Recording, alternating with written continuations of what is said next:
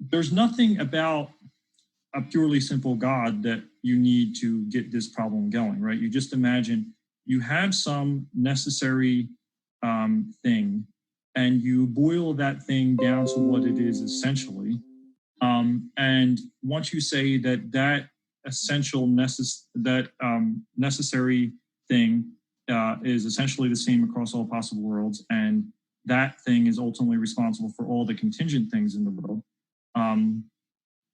you are going to have this modal collapse intuition, or at least you should if you're thinking about the problem in its most general way. So I actually have a little diagram I put together for us here. So I'll go back to sharing my screen and pull this up. Is that fully visible to you, Stephen? Yeah, I can see it, yeah. Great, okay. So what I have here are very simple models of classical theism and theistic personalism, featuring the divine essence. We both believe in that. And featuring creatures, we all believe in that.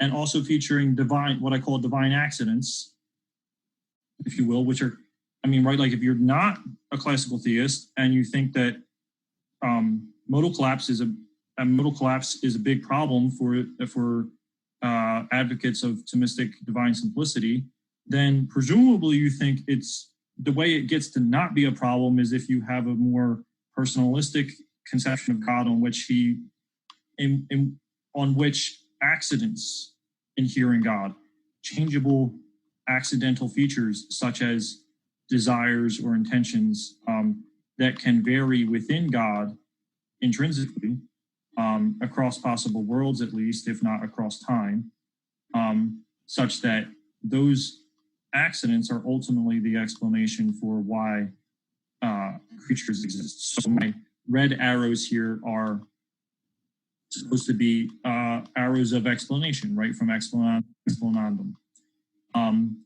And on classical theism, God just is his essence. There's no more to God, real at least.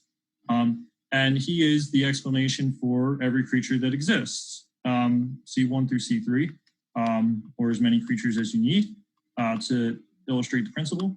On theistic personalism, God is more complex. Yeah.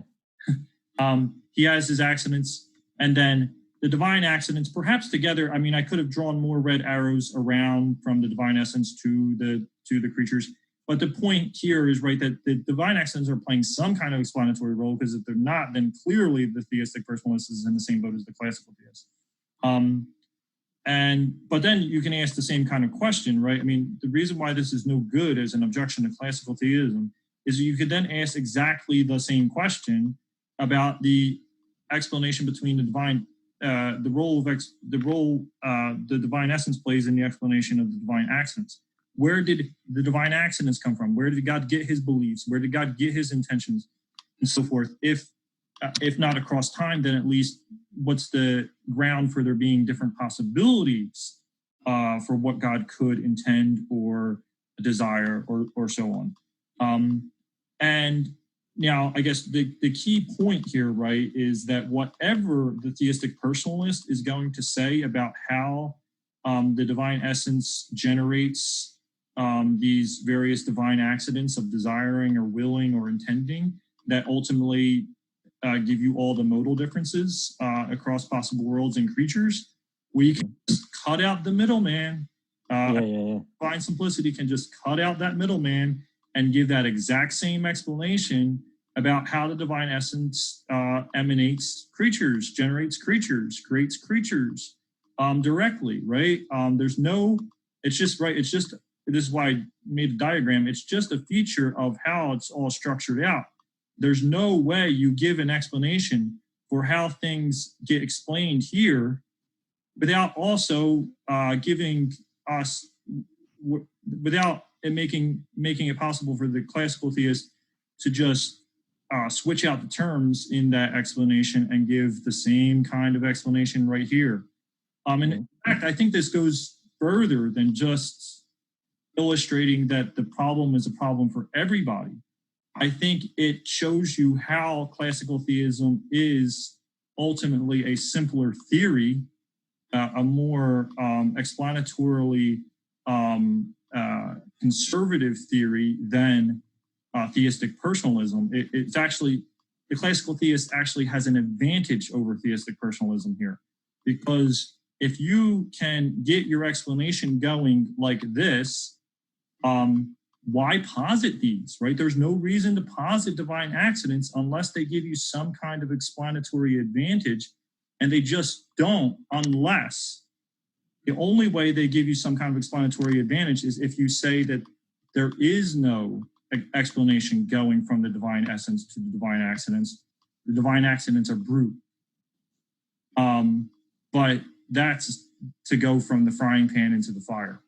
Right. So if I can propose an interpretation of the diagram here, the circle represents necessary being, and the squares represent contingent being. So everything that's in a square is contingent, everything that's in a circle is necessary. Right. And on both models, you have a red line from the circle to a square, from necessary to contingent. Right. And not only that, the circles are also, the squares, for example, DA1, DA2, those are across different possible worlds. They're not within the same possible world.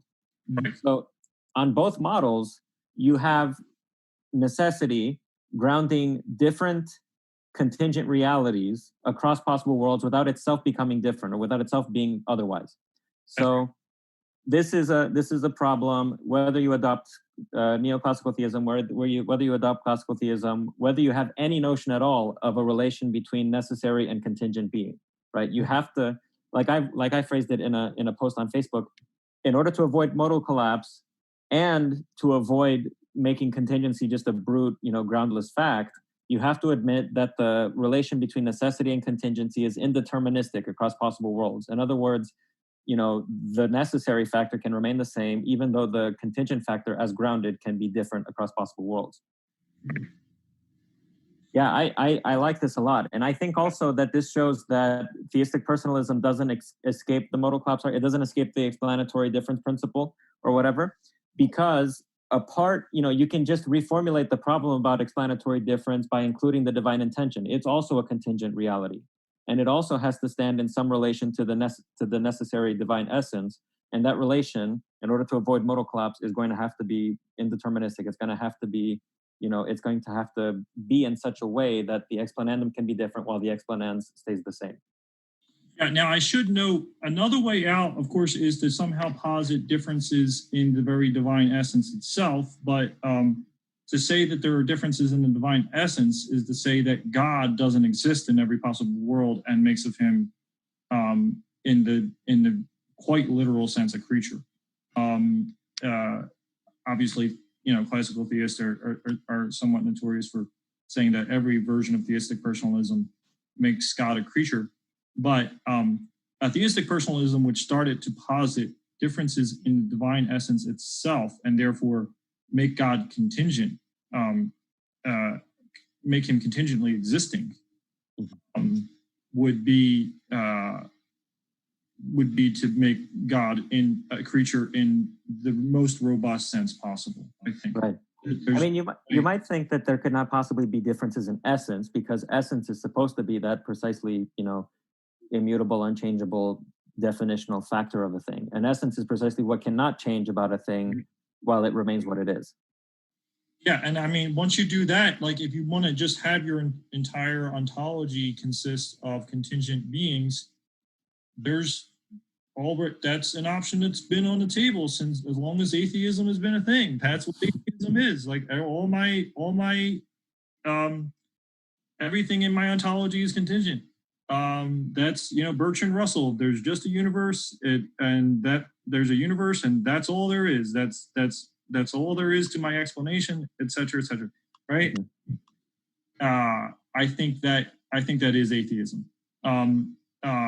Now, yeah, and I think insofar as you want to hold on to this kind of model, right, where there is a divine essence as a theistic personalism, as a theistic personalist, insofar as you do want to hold on to this model and not try to go that more extreme route, you are not only not out of the problem, but you're positing contingent entities, divine accidents, that do not help you get out of the problem in any way, shape, or form.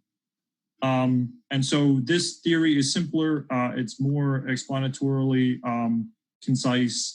You should actually favor classical theism over theistic personalism in the face of worries about modal collapse.